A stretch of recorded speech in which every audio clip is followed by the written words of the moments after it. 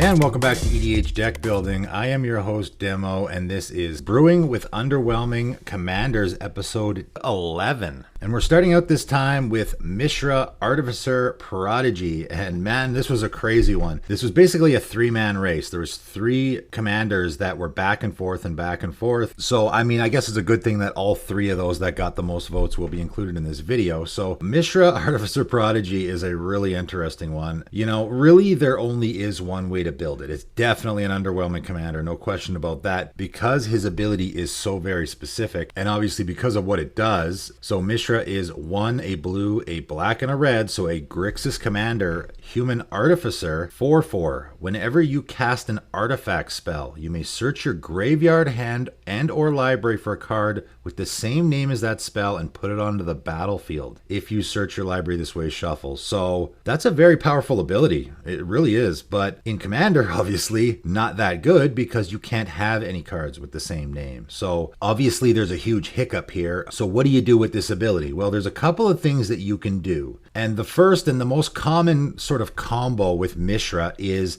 with Possibility Storm. And Possibility Storm is probably one of my least favorite cards. It's definitely not a card I love to have in a Commander game. It just sort of throws the game into a bit of a blender. And I'll just say right out of the gate, if you're going to make this deck, there's going to be a lot of people having issues with it because of what it's doing. So I'm going all in, all right? I'm going all in on this strategy because really I think it's the only strategy you can do with it. But I'm just warning you ahead of time, there's a lot of cards in here that people are not going to like. So Possibility Storm, 3 red enchantment. Whenever a player casts a spell from their hand, that player exiles it, then exiles cards from the top of their library until they exile a card that shares a card type with it. That player may cast that card without paying its mana cost. Then they put all cards exiled with Possibility Storm on the bottom of their library in random order. So this really can throw a Commander game for a loop. You know, every time you cast an instant, you're going to put it on the bottom of your library and then reveal cards from the top of your library until you reveal an instant, whatever that random card might be, and then you can cast that. That's basically how it works. So why does this work with Mishra? Well, this works really good with Mishra. I mean, obviously this works with your opponents too. Again, it's going to just screw with them, I think. With you though, it's actually going to work out really well because you're always going to get what you want and then a little extra, right? So you're going to cast an artifact spell, okay? This is only going to work with our artifact spells. With anything else, it's not going to work so well. So we have Possibility Storm, we have Mishra, we cast an artifact spell. Let's say we cast our Arcane Signet, okay? Both abilities will trigger, right? And with Mishra, all of these abilities that are going to be triggering at the same time, we always want our Mishra's ability to resolve last. So you will always put Mishra's ability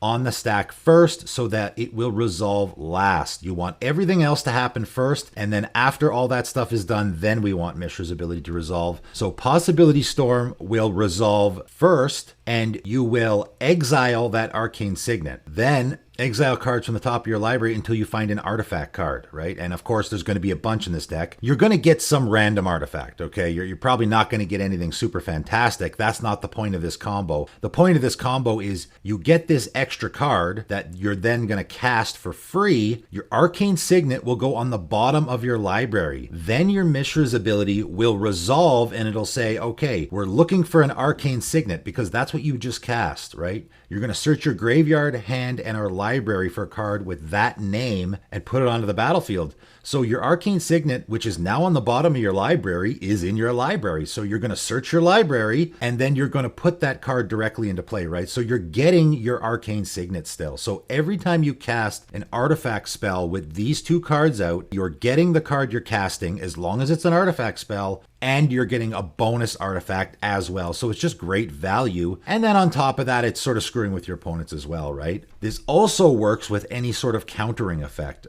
By the way, with Mishra out, all your artifact spells can't be countered. So there's a huge bonus for you, okay? And I'll explain how that works as well. Blood Funnel is another card that works fantastically with Mishra, and I had mentioned this in my 10 cards video, and a few people in the comment section of that video said Blood Funnel works great with Mishra, and I didn't get it. I had actually never seen that combo before, and then I had to look at the cards, both of them side by side, and sort of figure out, oh, okay, I get it. So Blood Funnel, 1 and a black enchantment, non-creature spells you cast cost 2 less to cast. So that's really, really good. So basically all of our artifact spells that cost 2 or less are going to be free, so that's really good in this deck. You know, you're probably going to have a bunch of those. So again, I'll use the Arcane Signet as the example. I cast my Arcane Signet. It's going to be free, which is great. However, whenever you cast a non-creature spell, you have to counter that spell unless you sacrifice a creature. Well, you know what? I don't want to sacrifice a creature, so I'm just going to let it get countered, right? However, we have our Mishra in play. So again, now we're casting a spell and both of these triggers are going to go on the stack,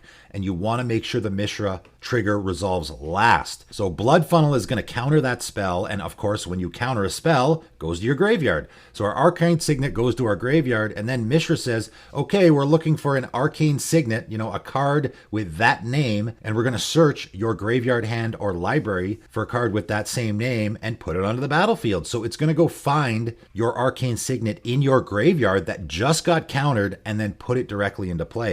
So why don't we put more of these I counter everyone's stuff? And this is the kind of stuff that people are really going to hate. So Chalice of the Void, for example, XX, Chalice of the Void enters the battlefield with X charge counters on it. So if you pay 2 mana, it's going to have 1 charge counter on it. And whenever any player casts a spell with that mana value, it's going to get countered. So we can put 1 counter on this or 2. I think I would probably go with 1 or 2. So all of our opponent's stuff is going to get countered. That costs 1 or 2. And you know what? So's ours. If we have something like a Terminate in this deck, and this is set to 2, we won't be able to cast it. So you really have to be careful. Like, this deck is not for novices. It's definitely a difficult deck to play around all these different issues. But again, now I'm going to cast my Arcane Signet. Chalice of the Void is set to 2. It's going to get countered, goes to my graveyard like every spell does that gets countered. Then I get to put it directly into play. I don't want to build this deck around just Possibility Storm and Blood Funnel. I'm trying to find you guys some more ways to take advantage of this very unique ability, Nether Void. It's a 4-mana world enchantment and a very expensive card. Yes, I know, but I'm just throwing it out there. Whenever a player casts a spell, counter it unless its controller pays an additional 3. So this is a really heavy one. Every single spell costs an additional 3 or gets countered. So again, that works with what we're doing. We can cast our Arcane Signet. We have to pay an additional 3, right? This is not increasing the casting cost. Arcane Signet still only costs 2.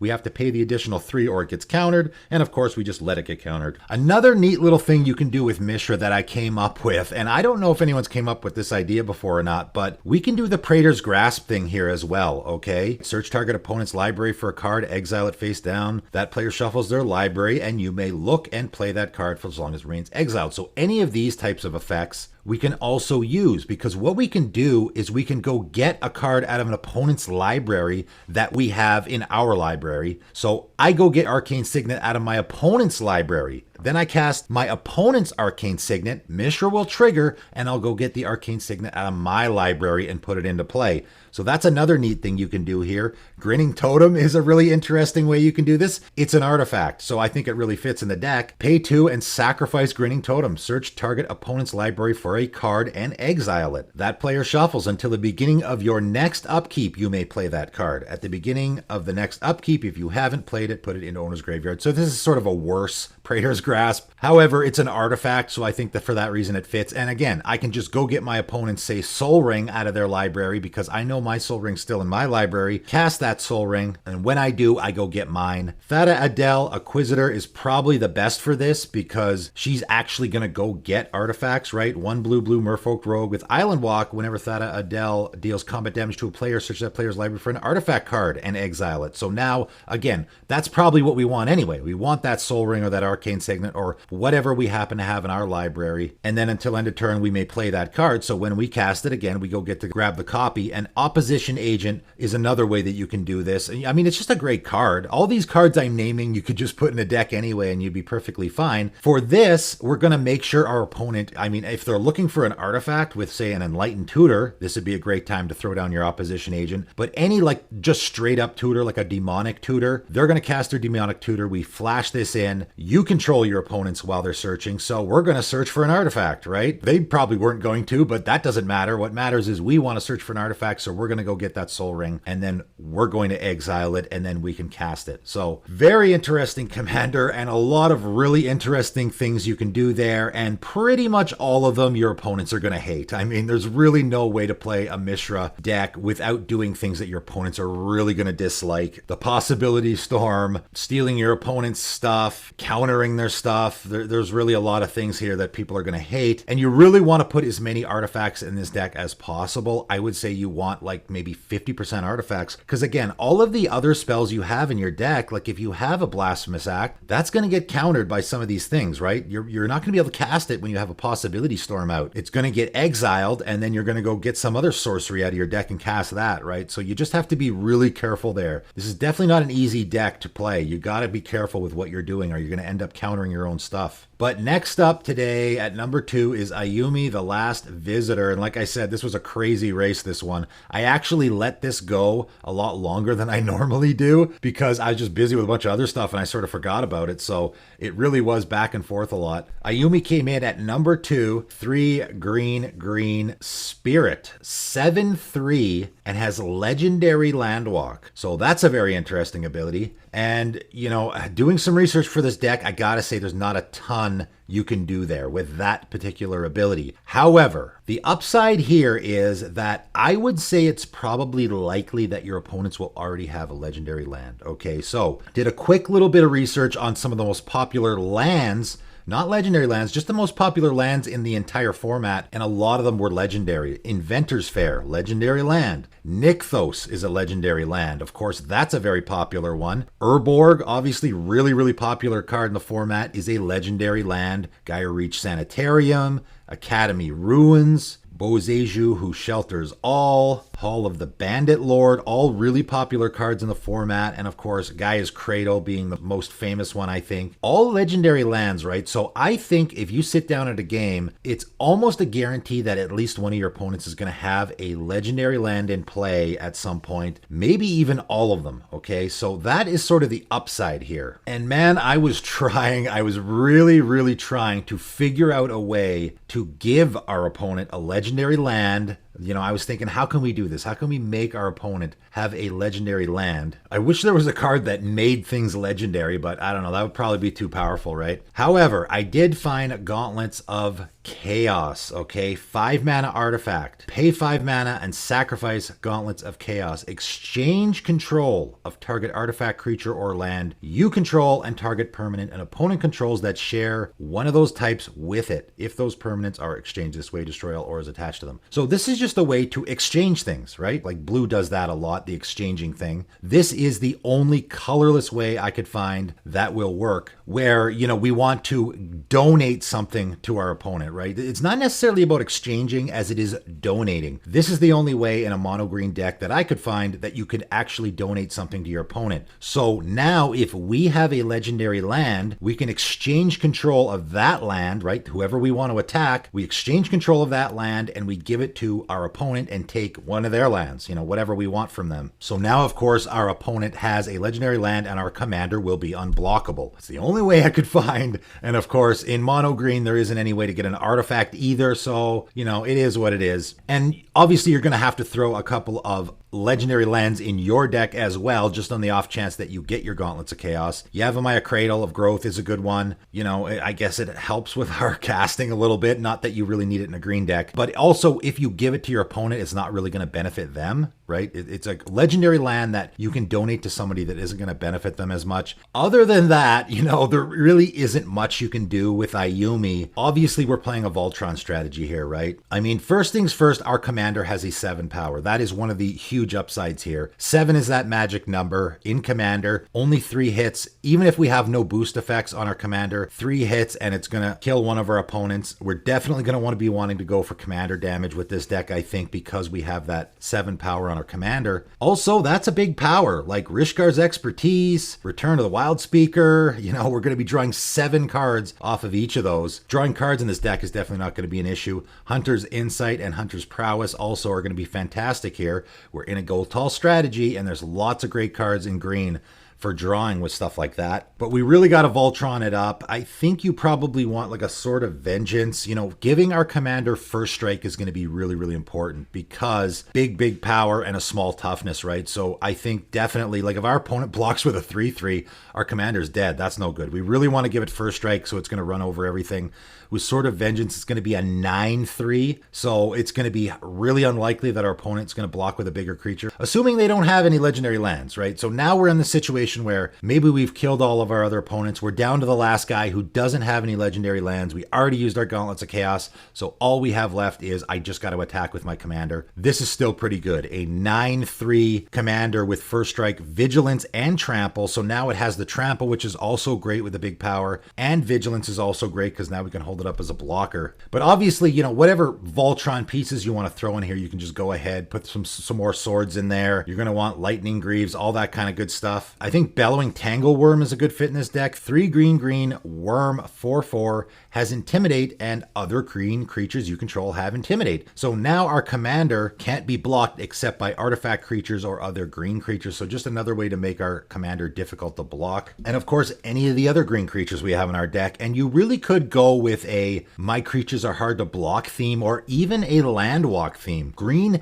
has a lot of landwalk creatures of all different kinds. Swamp walk, forest walk, mountain walk, island walk. There really is a wide array of creatures there in green. If you want to go with that theme, I think that's an interesting theme, because really what you're doing with your commander is not going to take up a ton of the deck. You're going to take up probably a small portion of the deck with any of the cards that I named anyway. So the rest of your deck, I think I might just throw in a whole bunch of landwalk creatures. So now I have a theme of I'm attacking with unblockable creatures. And then I throw in Orin Frostfang or Nature's Will and stuff that I want to be connecting with my opponents. That's what I would do with an Ayumi The Last Visitor deck. Really interesting one. Coming in at number 1 this week is Hazoret the Fervent, and like I said, it was a 3-man race. Mishra had a huge lead after the first couple of days, checked back the next day, and then all of a sudden out of nowhere, Hazoret is in the lead. And then, like I said, I sort of forgot about it, came back a couple days later, and now Ayumi is in the lead. And I left it for just one more day, and Hazaret then took the lead again by just a couple of votes. So Hazoret the Fervent is our winner this week. 3 and a red, God, 5/4,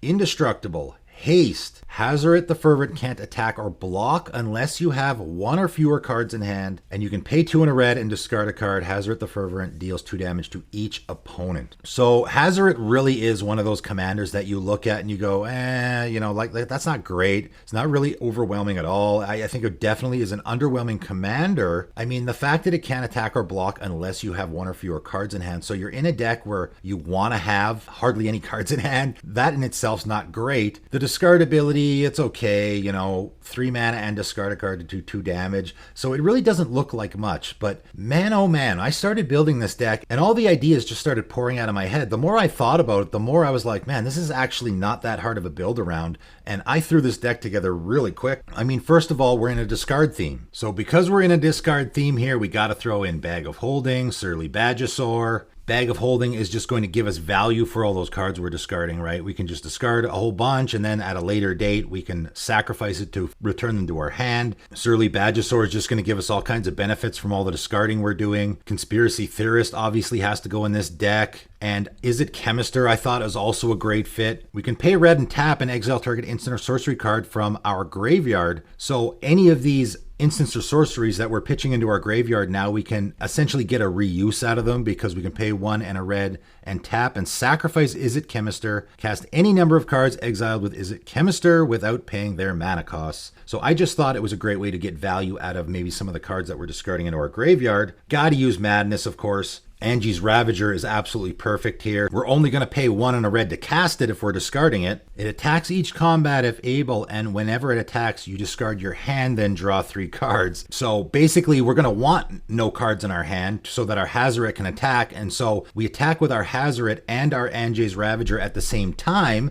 Assuming we have 1 or less cards in our hand, obviously, our Hazaret is already attacked, and now we're going to discard any cards that we actually do have, which is probably going to be none, and then we get to draw 3 cards. We don't necessarily have to be discarding all the cards in our hand. We can do impulse draw, right? We can exile those cards off our top of our library. They're not in our hand, so it's going to be like having a pseudo hand. Active Impulse is a good one. The backside of Bergi, Harnfell, Horn of Bounty is particularly good because we can have that discard effect where we're getting cards out of our hands and then exile the top 2 cards of our library and we can play those cards. So that's a perfect fit. I threw Lelia in the deck, the Blade Reforged, because we're doing a lot of that impulse draw. So she's going to give us the impulse draw. Whenever she attacks, we get to exile the top card of our library and we can play it. And whenever we exile one or more cards from our library, she gets a +1/+1 counter on her. And we're going to be doing that a lot in this deck. So she's going to be great. I threw Elkin Lair in here. I just mentioned this card in my last 10 cards video. 3 in a red World Enchantment. At the beginning of each player's upkeep, that player exiles a card at random from their hand. So this is getting a card out of our hand, which is what we want. We can still play it, right? We can play that card this turn. So I think this works perfectly in the deck because if we have a couple of cards in our hands, it'll exile one, get us down to that 1 or less so we can attack with our commander, but we're still able to play it. And also, I think it's going to hose our opponents a little.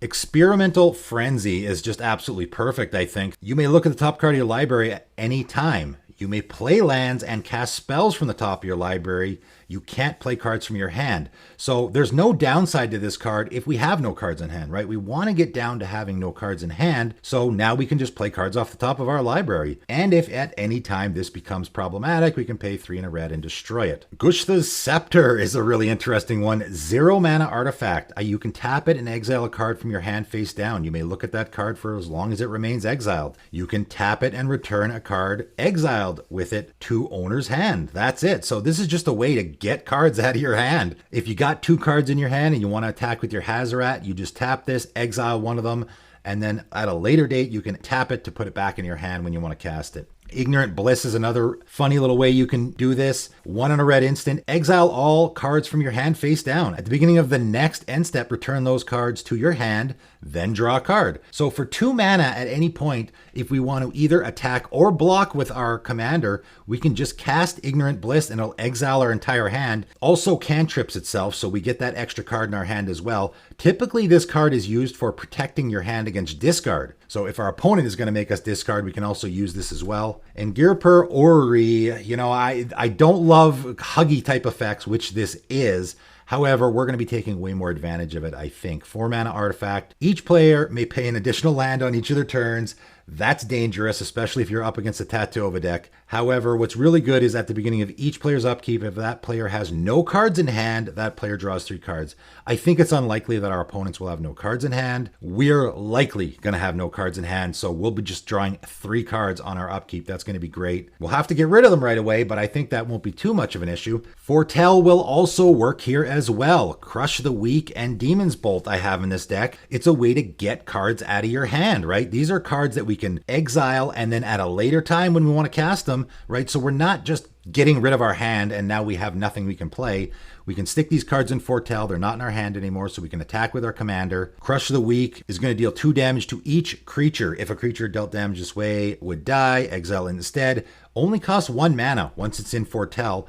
Demon Bolt also costs 1 mana in Fortel, and it deals 4 damage to target creature or planeswalker. So that's pretty fantastic. And I thought Hellbent, I got to throw at least 1 Hellbent card in here, and Rakdos Pit Dragon was the only good one I could find. Hellbent, of course, means you have no cards in hand, so we got to get down to no cards in hand, but I think that's going to be pretty likely. Rakdos Pit Dragon, 2 red, 3/3 dragon. You can pay a red and a red to give it flying, so it doesn't already have flying, and you can pay red to give it that pumpable fire-breathing dragon effect. And if you're Hellbent, it has double strike, so I think that's pretty good. This is sort of a Voltron deck, though. We're going to be attacking mostly with our commander, I think, so you're going to want some Voltron pieces in here. I threw in sort of Fire and Ice. I threw in Champion's Helm. I think particularly, remember, our commander is indestructible, so that's going to be pretty great. It's going to be hard for opponents to get him off the table, and if we put something like a Champion's Helm on it, now it also has Hexproof, so Hexproof and indestructible. It's going to be really difficult to get rid of our commander. Some other really interesting things we can do in this deck, and there's a bunch of them. Like I said, once the ideas started pouring out of my head, I was just like, hey, we could do this, we could do that. Omen Machine is an interesting one, and maybe one that your opponents are also not going to love. 6 mana artifact. Players can't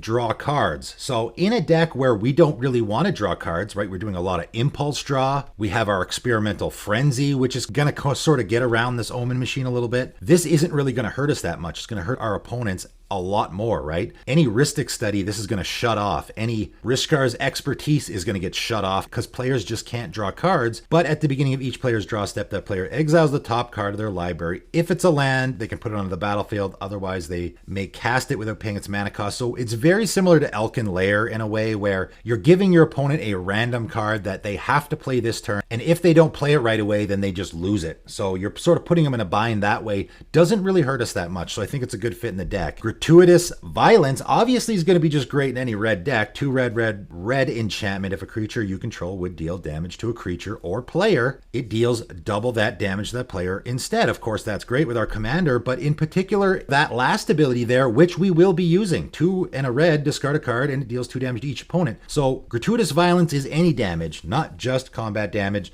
So now every time we use that ability, it's going to be double damage, 4 damage to each of our opponents. So I do want to be using that ability, and Chandra's Incinerator and Chandra's Spitfire are going to be fantastic here. Chandra's Incinerator cost X less to cast, where X is the total amount of non-combat damage dealt to your opponents this turn. That's non-combat damage that your commander is doing. So 2 damage to each opponent. If you have 3 opponents, that's 6 damage. So Chandra's Incinerator is only going to cost 1 red mana. 6/6 with Trample for 1 red mana is pretty fantastic. But on top of that, whenever a source you control deals non-combat damage to an opponent, like our commander, Chandra's Incinerator deals that much damage to target creature or planeswalker that player controls. So now every time we deal 2 damage to an opponent, we get to do 2 damage to one of their creatures or planeswalker. Chandra's Spitfire is also going to be fantastic here. 2 and a red and elemental, 1/3 with flying. Whenever an opponent is dealt non-combat damage, again, our commander's ability, Chandra's Spitfire gets +3/+0 until end of turn. And we just absolutely got to put Braid of Fire and Thran Turbine in this deck. I say it all the time. I've mentioned both these cards in my 10 cards videos.